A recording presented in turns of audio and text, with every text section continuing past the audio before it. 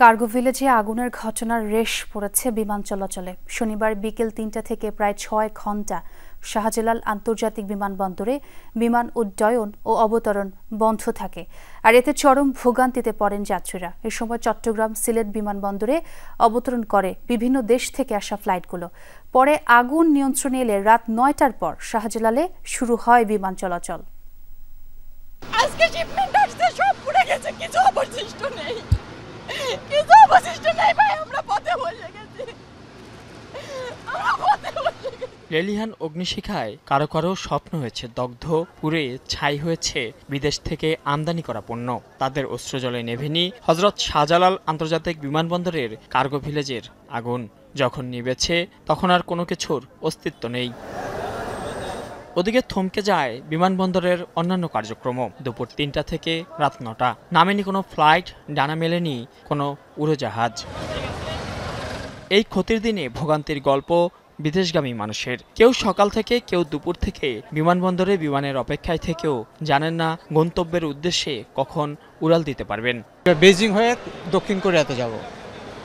এখন কি অবস্থা, কি জানেন? এখন ভিতরে ঢুকলাম, কর্তৃপক্ষ আমাকে বললো যে আগামীকাল 11টার মধ্যে আসতে, 2টার দিকে ফ্লাইট দেওয়ার সম্ভাবনা।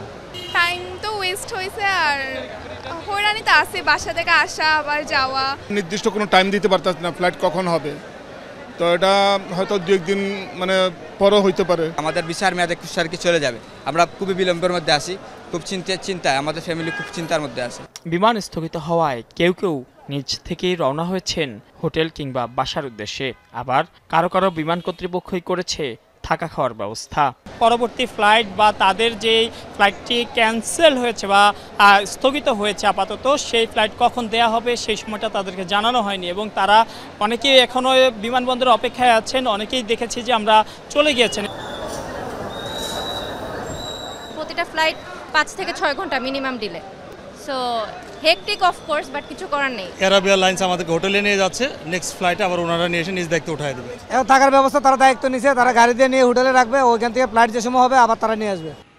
এদিন শাহজালাল আন্তর্জাতিক বিমানবন্দরে বিমান উড্ডয়ন ও অবতরণ বন্ধ থাকায় বিকল্প হিসেবে বিমান অবতরণ করে চট্টগ্রাম, সিলেট ও কলকাতার বিমানবন্দরে। ফলে সেখান থেকে ঢাকায় আসা বা গন্তব্যে যাওয়া নিয়েও পড়তে হয় ভোগান্তিতে। ফ্লাইট হবে নাকি হবে না, নাকি আমরা বাড়ি চলে যাব, আসছি অনেক দূর থেকে, চকরিয়া থেকে।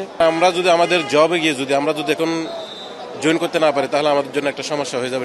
এদিকে রাত 1টা থেকে অপরিবর্তিত থাকছে পূর্ব নির্ধারিত ফ্লাইট। তবে এখনও ঠিক হয়নি স্থগিত হওয়া বিমানের পরবর্তী সময়সূচি। মাইনুল মারুফ, যমুনা নিউজ, ঢাকা।